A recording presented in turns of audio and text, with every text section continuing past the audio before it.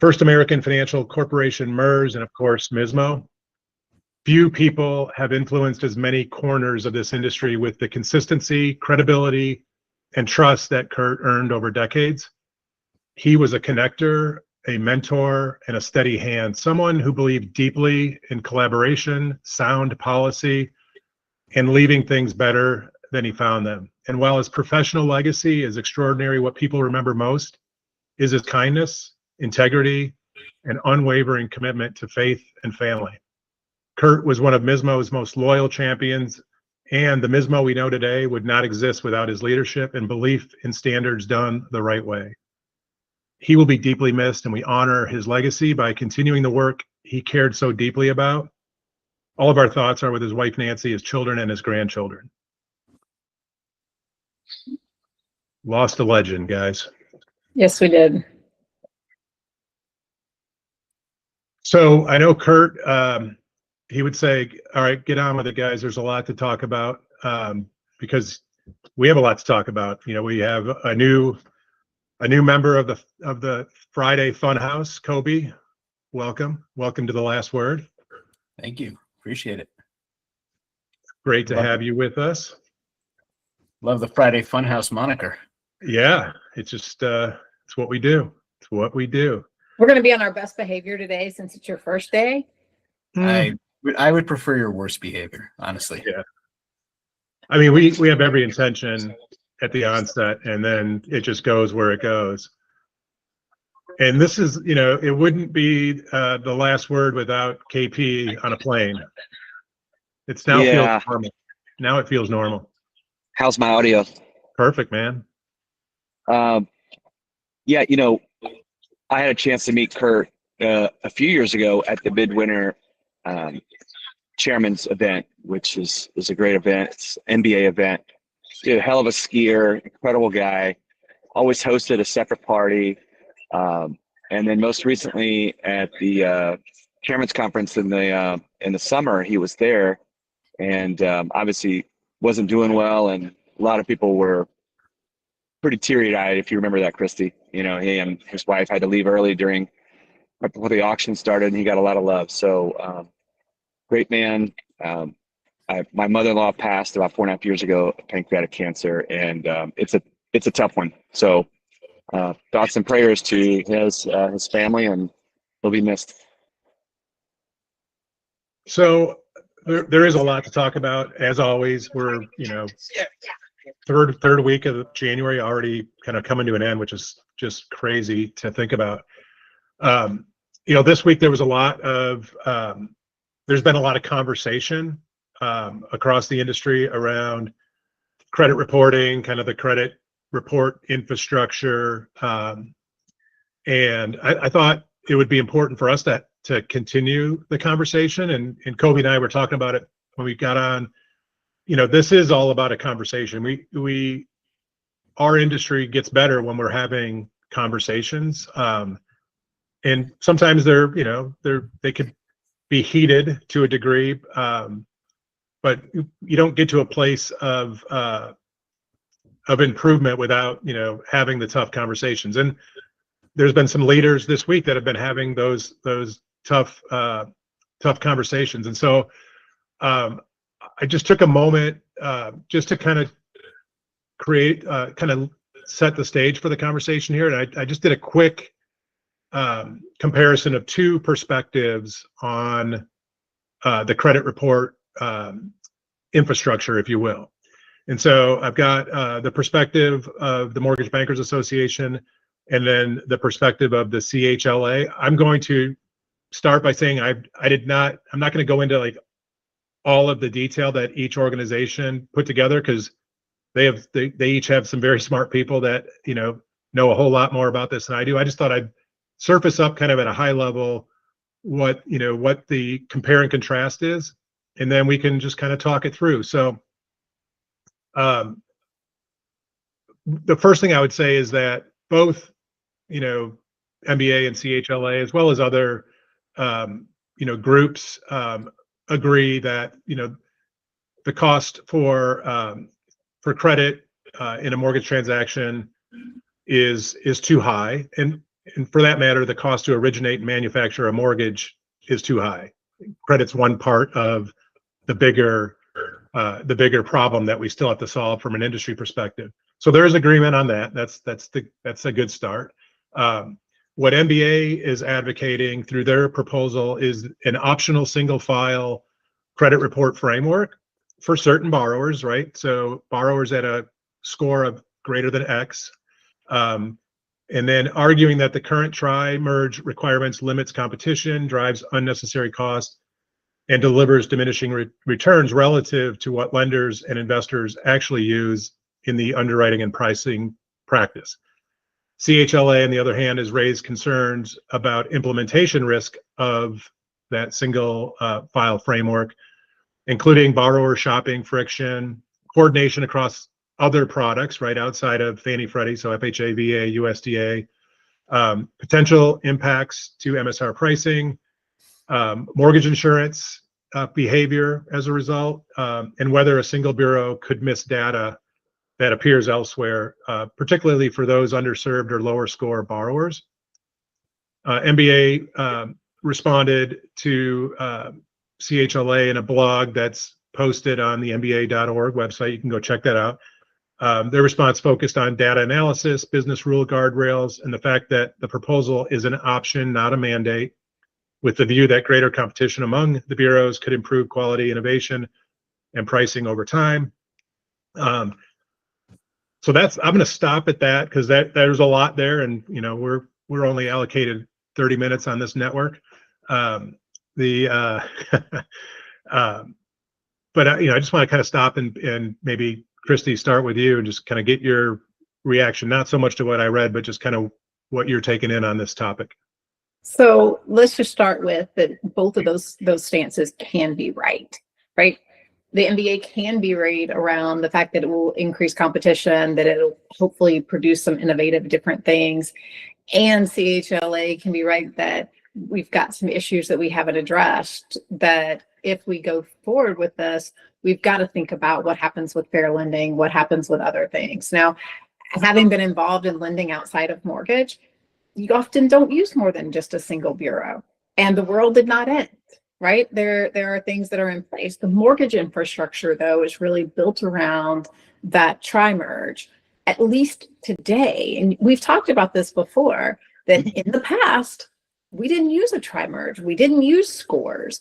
We looked at different things. And even today, the agencies have said, we use it for pricing. We're not using it for the loan decision itself. And so I think that you're bringing up the right thing. We need to have a conversation about what does it look like on a go forward basis and what are some other options, because the cost of a credit report has gotten ridiculously expensive, and that cost gets passed on to consumers. And today that cost gets passed on to the consumers that close, right?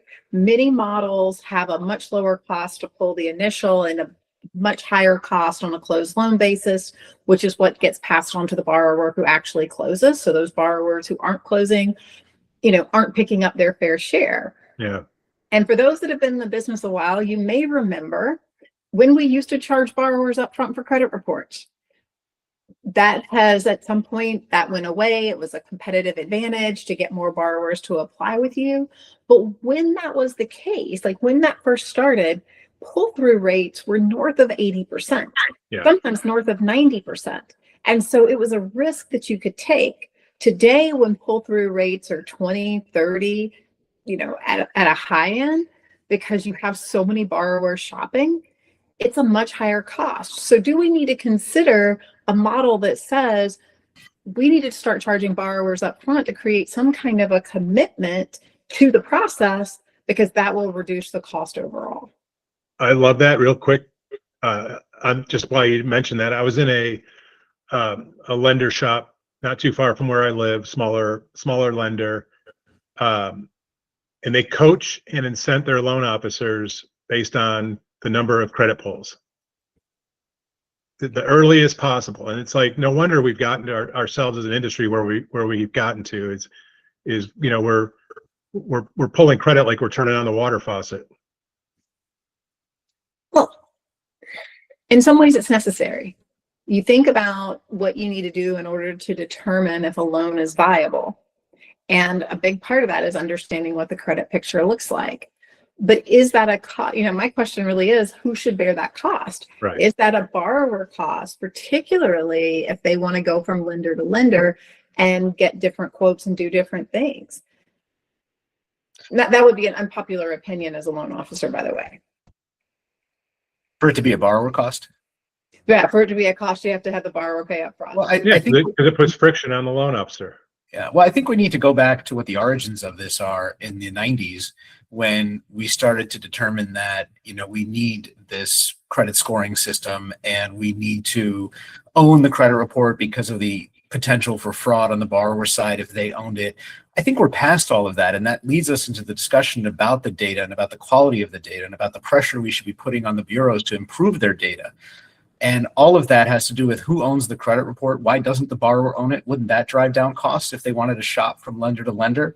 And how can we put pressure on all of the facets of the industry to drive costs down with respect to where we are today versus where we are in the mid 90s in terms of how we do things? So I think we need to talk about, what policies are in place right now that are driving up costs that are no longer necessary.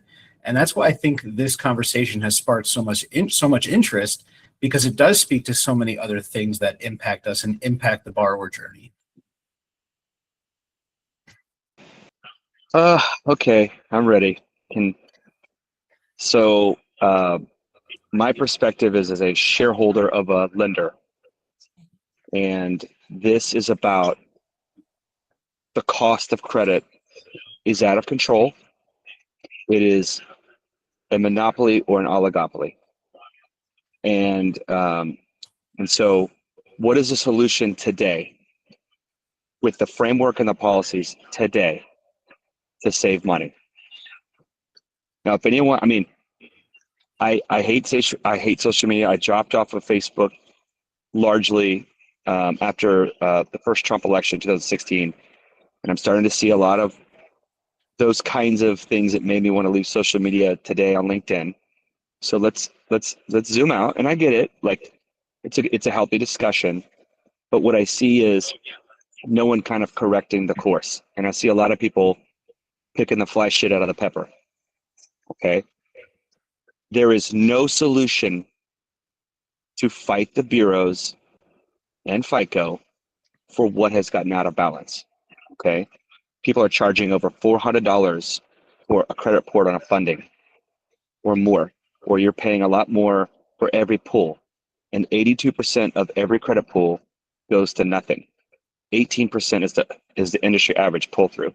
If you're consumer direct, like a Rocket, it's generally about 8%. And I know those guys spend $200 million or more. Now, I get where some people, well, that's Rocket, but I'm a smaller lender. I have to look out for me. But the bottom line is, this is more expensive and out of whack for everybody, including consumers.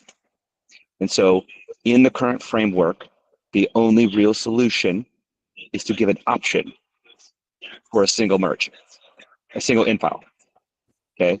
And I get it. I know if I want to drill down, I want to get into, you could miss this score and the borrower is this. There's a 29 point dispersion of the three bureaus and scores according to Cotality's data.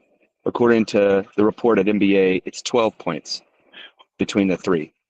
And so we can get into what you can miss and what you can't miss, and the borrower's rate and this rate and that rate. Will it be taken on a loan that's bad? And so my solution to all of like the fly pepper picking is, make it optional. I've heard the case. I listened to CHLA. I called Taylor. I was like, I want to hear your perspective. We talked for an hour, and There's definitely seen as an unfair advantage to some of the larger lenders. And I get that. But if part of the thing is, well, you could be getting bad loans with undisclosed liabilities, well, then some of those larger lenders, they may not take it on. Like, this isn't a panacea. Like, I think everyone thinks like if this passes, everyone's going to use it. And I think it's just an option. It's an option to fight back, save money for the consumer, save money for lenders. And people are going to game the system, and people are going to try and find the lower score and, or higher score or whatever, and do whatever they got to do. Right. So make it optional. This is a solution in the current framework. There's no other solution. I mean, I can get into long-term solutions, and the best one I think there is. And by the way, today you can pull a credit in file with no score. Okay, so you're not paying the egregious cost if there's a no score. And I will tell you, there's some work being done around that to use that for pre-qualification. And I'll just stop there because I don't want to give away any information that I have. But I'm just telling you, this is an option. And so it's a good option. And no one can tell me how to get the cost down. Everyone just keeps picking the flesh out of the pepper. How are we going to get the cost down? How are we going to save, and I get it that there's a potential cost to borrowers if they have a higher rate because the lower one's picked and not the higher one. I get all that. There could be gaming the system. There could be fraud. I get that. Lenders have to step their game up. But we're at a point where the balance of costs is out of whack, and this is the only viable option on the table for now until there's a pre-qual solution using a no-score credit report. That's it. I think there's also a solution that what happens if the agencies were the ones to pull a credit report and the contract was with them? And just like with AUS, where whenever you pull the data that's there is the data that's there. And so there is only one credit report. Essentially, it's not owned by the borrower, so you don't carry that risk. The agencies do underwrite most of the loans. So we run our Gubby loans through the agencies as well. So there is a solution to do it that way. That takes a lot more work. It's not the way the system is set up today. It's more longer term. But then you're only pulling the one report per borrower that can be there for 120 days, and it can go from lender to lender as long as they have access to AUS. And then you go try margin, hard pull later. Yeah, I wanted to go there. What I think every lender will end up doing. Yeah, I wanted to talk about that, KP and Christy, because I had a conversation, two different conversations, one with a lender and one with a reseller, a CRA. And so we could actually talk about this because these products are in market, they're commercially available. And so a lender that I was talking to yesterday kind of said, yes, our credit costs are up year over year, but it's not as prevalent a problem for us because we've opted for a strategy to mitigate that. And so they're using a cascade methodology, right? Where they're pulling the single and using that all the way through loan manufacturing. And when they, when they're essentially going to close is when they'll pull the tri-merge and proceed so that when they're paying the big part of the bill, if you will, they know they're getting 95% pull through at that point. I'm just curious. That was the first I'd heard of that, and I'm not suggesting that that's the solution long term, but what we just talked about for the first 12 minutes is going to take a while to, whatever happens, it's going to take a while to get through that process. What can people be doing today? And that struck me as a viable near-term solution. I'm just curious if any of you have heard of that. Yeah, that is the solution. Where the rubber meets the road is when you need to run DULP. So like if it's a non-QM lender, great, that works. If it's non-agency, great. Most originators want to pull credit, go through an application, run DULP as quickly as possible. So, and then get the file together to submit to underwriting. So where everyone gets stopped out at is when you have to run AUS. And so, yes, that product you refer to is it takes a little bit of work from the GSEs, and I'm confident they're going to get there. So, and then all this discussion and all this, back and forth will go away because there'll be options. And if someone wants to, if a lender wants to say, hey, we only pull tri-merges, we don't take singles, that's their policy. Yeah. If a lender wants to say we take singles, they could be loading up with, loans that ultimately go bad, and then they have losses, and they might course correct. And so it's an option. And so I like to take the abundance mindset on this. It's not like if this policy gets moved through, suddenly all the business is just so unfair and no one's going to be able to run their lender. Get out of here. Like, there's so much business. If this is an option, it's a great option. And I do think that the no scoring credit product being able to be pre-qualified will be a viable product coming soon. And then all this discussion in current state will seem like a waste of energy. So KP, you talked to Taylor, and it seems like the CHLA's main argument, and correct me if I'm wrong, is that their worry is that if we implement this strategy without fully vetting it, or at least the way that they think it should be fully vetted, that it'll ultimately be more expensive to manufacture loans, that there'll be more negative consequences than positive ones. So is that kind of what he communicated to you when you talked to him? So let me take a different tact. The mortgage, give me a second. This is your pilot talking. We've closed the boarding door. It's time to go. Yeah.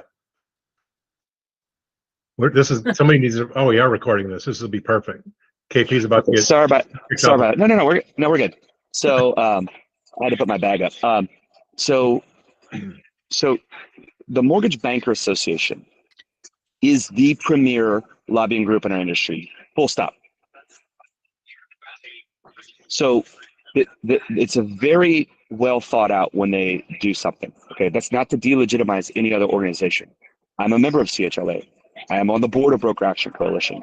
I love what NAM does. I love what AIM does. I love what all these different organizations do. And I could go down the list. State organizations. I'm on the executive board of California MBA. TMBA is a great organization. It goes on and on and on. This is not a haphazard policy.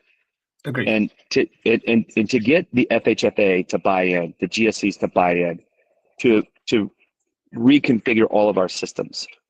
This is a very well thought out way to combat the cost of credit. And if you just stop there, no one is offering another way to combat the cost of credit. Where's the other solution? No one is offering a solution to give borrowers, consumers, and lenders the ability to reduce this bill, which as a shareholder, let's say we save $1 million a year. That's $1 million that I can give to PRMG Cares and give to my coworker that's one of my direct reports whose father just died and pay for their funeral expenses. If I worked at First American, that's money back in their pocket that could help contribute to Kurt Fotenhauer. Okay, so money back in the hands of the lenders, not the out of balance way it's gotten in this oligopoly monopolistic credit system. So the solution needs to work on cutting costs. That's and if it's an optional solution, you don't have to take it. If anyone has all these great reasons why it's not going to work or it's terrible or it's awful, then don't do it.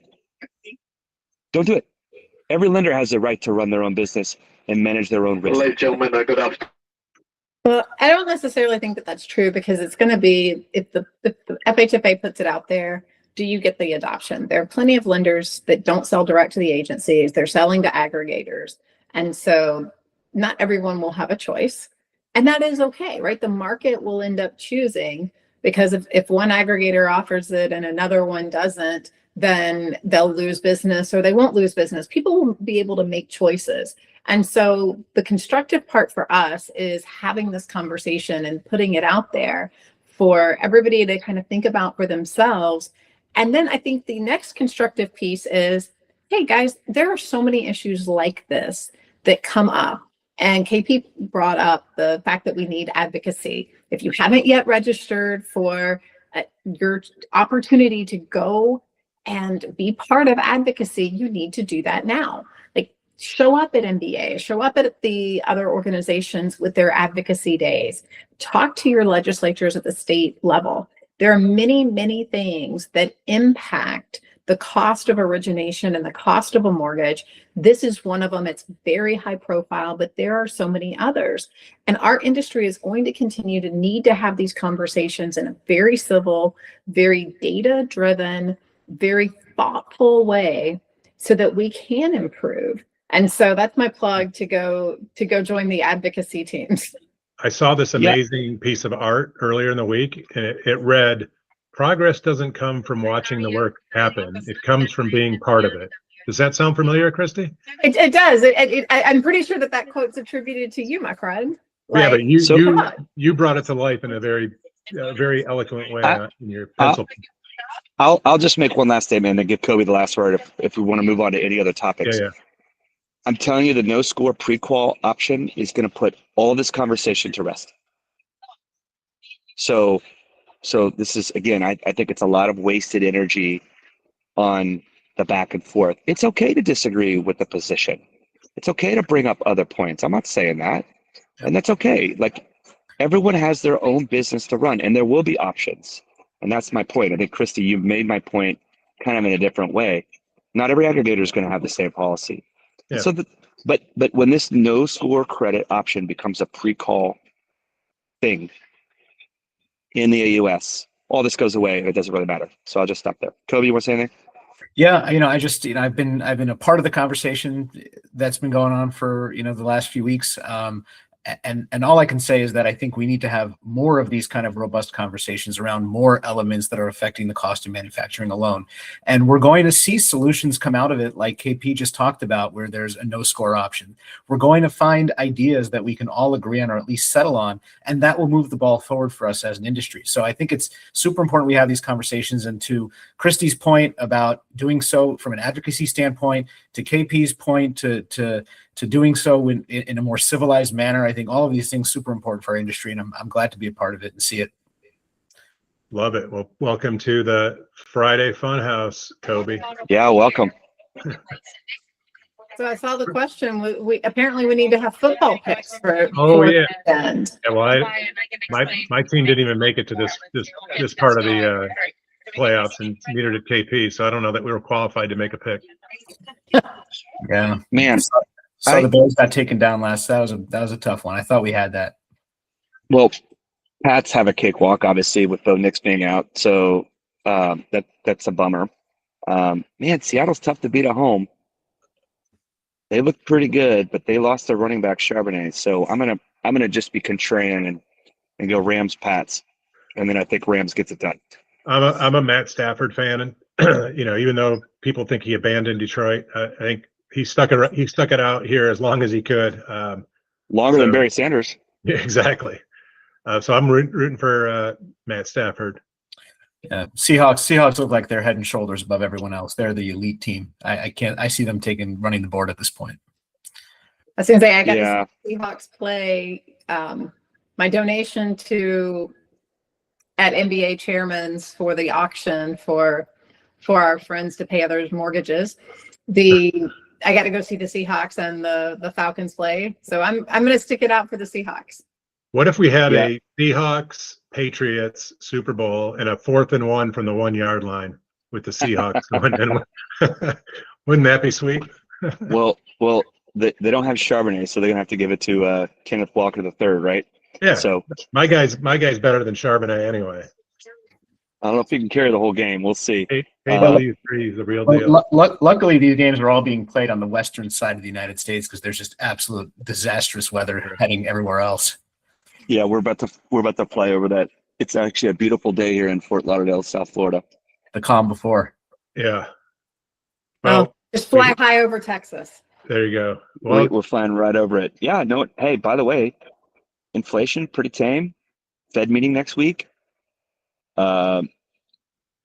Surprise labor could be stronger than expected in January, and that would again push Fed rate cuts off until who knows when. I mean, they didn't cut each of the last 2 years until September, so we could have seen the trough in rates for the moment, for a few months, but they're still low 6s to mid 6s, still very good, especially in purchase season. So everyone keep your chin up and let's keep grinding.